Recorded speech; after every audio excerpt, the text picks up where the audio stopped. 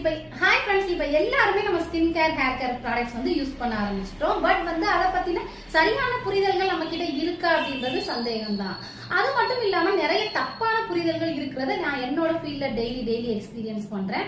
So அதை பத்தின clarification videos மாதிரி நம்ம கொடுக்கலாம் அப்படின்னு டிசைட் பண்ணியிருக்கோம். ஒரு சீரியஸ் மாதிரி இது போகுது.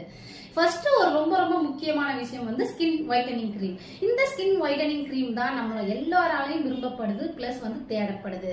இதால தான் நிறைய ஸ்கேம் நடக்குது. நம்ம பர்த் கலரை வந்து சேஞ்ச் பண்ணி கொடுக்கும் அப்படின்னு தப்பான கிரீம்ஸை வந்து யூஸ் பண்ணிட்டு டெய்லி நம்ம ஸ்கின்ல வந்து டேமேஜ் பண்ணிட்டு எங்க கிட்ட நிறைய பேர் வர்றாங்க. அது ரொம்ப தப்பு.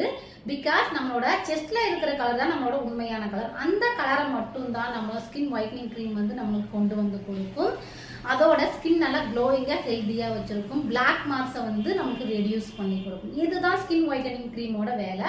பிகாஸ் நம்மளோட ஸ்கின் வந்து ரொம்ப பொல்யூஷன்னாலையும் டெட் செல்ஸை வந்து நல்லா சரியா ரிமூவ் பண்ணாதாலையும் நல்லா ஸ்கின் டல் ஆயிட்டு நம்ம ஃபேட் அவுட் ஆயிட்டு இருக்கும். அதோட பிம்பிள்ஸ் அந்த மாதிரி வந்தா நம்மளோட ஸ்கின்ல வந்து பிளாக் மார்க்ஸ் அந்த மாதிரி வரும். அதெல்லாம் இது வந்து கிளியர் பண்ணி கொடுக்கும்.